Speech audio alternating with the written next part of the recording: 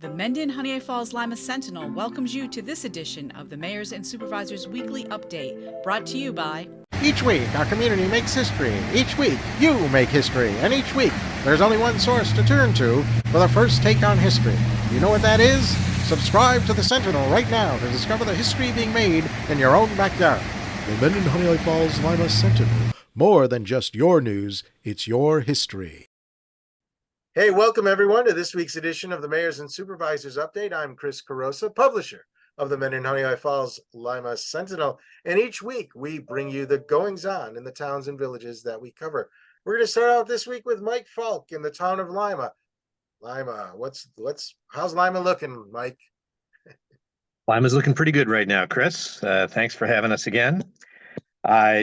Just a reminder, Operation Greenlight is going on across the country, and you can show your support for veterans by placing a green light next to at your front door or front door of your business, etc., to show the veterans in this country that you care.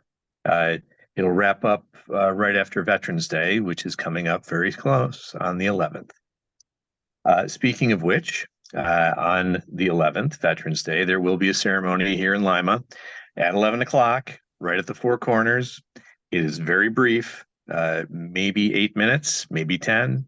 And then everybody disperses again, followed by a luncheon at the Legion Post, Post 286, located over north of the Four Corners in West Bloomfield at 12:30. The Rotary Holiday Tree Lighting is set to take place on the Saturday after Thanksgiving. That is November 25th, 6 to 7 p.m. here at the Town Hall. Caroling, hot cocoa, and all your friends and neighbors, always a good time to see. The Lima Fire Department is having its annual raffle. They are still selling tickets. Top prize is $9,800. Lots of other prizes too. Goes to a great cause. You can stop any Lima Fire Department member to get tickets, or you can go to limafd.com for details. On the Livingston County side, the budget has been filed, the tentative budget, and of course, we're all looking at how it is going to go for this next year. There will be a tax increase. We're looking at a increase of $1.2 million that we have been assessed because of the governor's Medicaid cost shift. So the federal money that was passing through New York State to pay for the county portion for all counties in New York State has been taken back by the governor, and that money is being repurposed for other things. So the additional $1.2 million, while our budget has not gone up that much, the entire increase in the budget can be attributed to that Medicaid cost increase. And sales tax is up a little bit and projected to be up a little bit more next year. Thank you to everybody who has been shopping in Livingston County and buying your taxable items here. Please continue to do so. It is helping to keep our taxes down. And that's all I've got, Chris. All right. Thanks, Mike. Now we're going to go to Will. Will's a trustee at Honeoye Falls. He's stepping in for Rick Milne today. So, Will, what's going on in Honeoye Falls? Thanks, Chris. Appreciate that. And yes, as you mentioned, Mayor Milne has given us, each of the trustees, an opportunity to share during these weekly calls. So in addition to being the newest member of the board, I also just wanted to share, I'm the business liaison to the Village of Honeoye Falls businesses. And it's been great to work with our business owners one-on-one over the past few months. And as an update yesterday, I was given the opportunity to spend the morning with about 20-some representatives and owners of village businesses. We had an opportunity to have some great breakfast treats from the Honeoye Falls Marketplace, from Sweet and Cute, even Mayor Milne's coffee he brewed for us, which was great, while sharing some good ideas about what we can continue to do to build deeper connections with each other, serve the community, and reach, help these businesses reach their business goals through collaboration. It was awesome to be surrounded by people that are so passionate about not only the community, but obviously but their businesses. So one topic that we discussed that we're going to be putting more of a focus on in the next year is around grants and looking into how we can get more access to grants, what it would take to move forward with some of this grant process. We're going to be meeting late January, early February of next year to discuss that in more detail. So if you are a Honeoye Falls business owner and want to be involved in these future events, please let us know at the village. We also discussed yesterday that we'll be rolling out our second annual Village Business Holiday Decorating Contest. This event is done in collaboration with the Honeoye Falls Mendon Rotary Club. All the local businesses in Honeoye Falls are encouraged to jump into the holiday spirit, brighten up the village by decorating their businesses. And also, there'll be some judging involved with that too. So we're going to have a competition with this. But there's also going to be boxes that will be at each business for non-perishable food items, supporting Fish, which is our food pantry, and Toys for Tots. So get out there and support your businesses and the community. On December 9th, we will have our Honeoye Falls Fire Department Christmas Parade. So please mark your calendars, invite your families, invite your friends to join us for that event. It's going to be starting on West Main Street near the HFM Plaza, the Honeoye Falls Marketplace Plaza, and will end at the Honeoye Falls Fire Department. Also on the 9th, at 7 p.m., our Honeoye Falls Community Concert Band will be putting on their holiday concert. This will take place at the HFL District Auditorium at the HFL Middle School. Let's see. On Monday, December 11th, at 6 p.m., we will be holding our annual lighting of the menorah at the Totem Pole Park, which is on West Main Street near Norton. All are welcome to attend. And finally, as the holiday season approaches, so do the snow and cold. With that being said, we've got about 1 week left for village leaf pickup. So please do what you can to get your leaves out there so the village DPW team can get those picked up in a timely manner. Thank you for this opportunity, Chris, to share, and have a great week. Thank you, Will, too. All right, over to Steve and Henrietta. What's happening in Henrietta, Steve?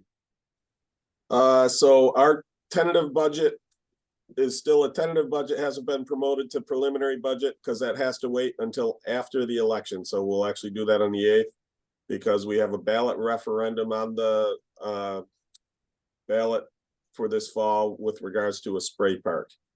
If the ballot passes, we will have a larger tax increase. We did increase taxes by about $200,000, largely due to the double-digit increases in health insurance and retirement costs for our employees. So we were able to make up the other growth through increases in sales tax and other revenues, but those significant increases were just too much to absorb. We could, in theory, have covered them from fund balances, but we were afraid that would have brought our fund balances too low and resulted in a significant hike the following year. So the board decided to do a smaller increase this year to reduce the chance of an increase or a larger increase next year. For Veterans Day, the Rochester Institute of Technology hosts a large breakfast celebration at their clubhouse every year. It's going to be particularly touching this year because the individual who started that program passed away shortly after last year's event. So this will be the first time he's not part of it. It's Dr. Barry Culhane, who was actually a mentor of mine when I was a student there. So I'm sure I will be in tears at that event. But it is open to the public, to any veteran. I don't think there's a residency requirement. The American Legion also typically does a small ceremony at the Veterans Memorial in Veterans Memorial Park. So the work on our fields, I'm looking out my window at them right now, is progressing. They're putting down sod. So we relocated one of our fields, softball fields, so that all our fields can now have a 300-foot outfield fence. We redid all the lights so that they are dark sky compliant and low energy LED lights and much better lighting than what used to be there. It's been interesting coming out. The ones near our basketball courts have been on, and you get out in the dark, and unless you're looking up at the poles, you really don't see it. It's amazing what the newer dark sky technology can do. So they light up the courts really well without lighting up everything around them. So we're very excited for that. Related to that project, the Public Service Commission finally approved our acquisition of all the street lights in Henrietta.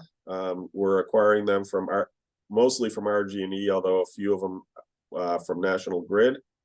And we will be replacing all of those with LED lights, and we will be responsible for the maintenance of those lights. Let's just say the utility companies haven't been as responsive as our residents would like. It also saves a bunch of money because we're not paying them to maintain them.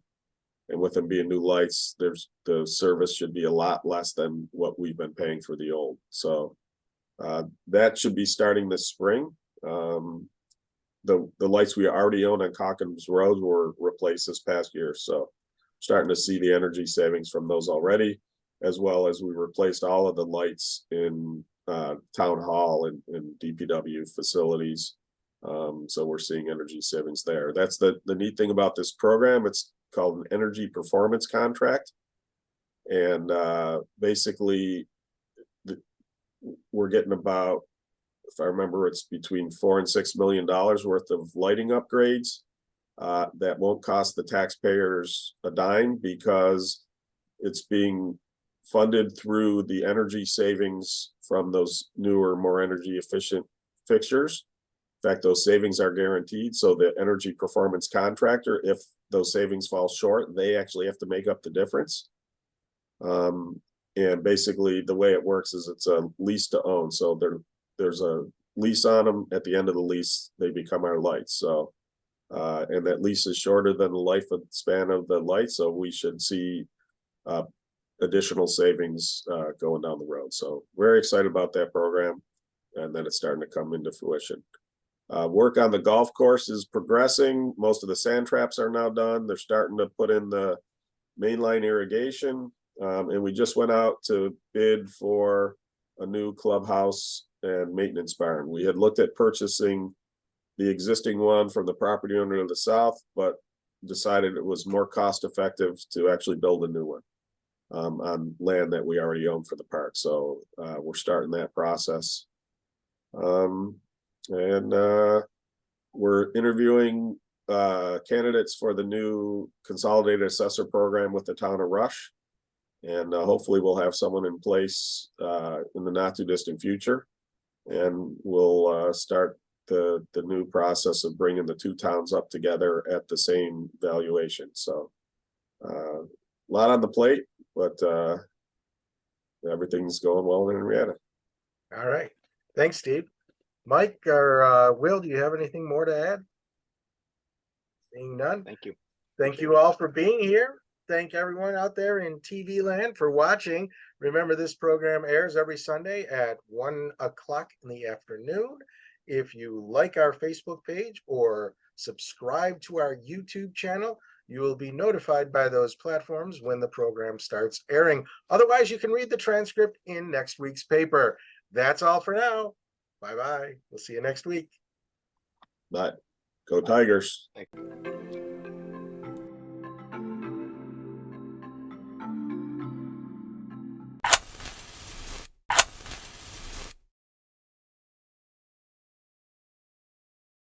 Imagine yourself communicating with a difference. Pan-Dimensional Solutions helps you do this. Whether live spectator events, taped broadcasts, or real-time audience-engaging programs, you can benefit immediately from the tools Pan-Dimensional Solutions will share with you.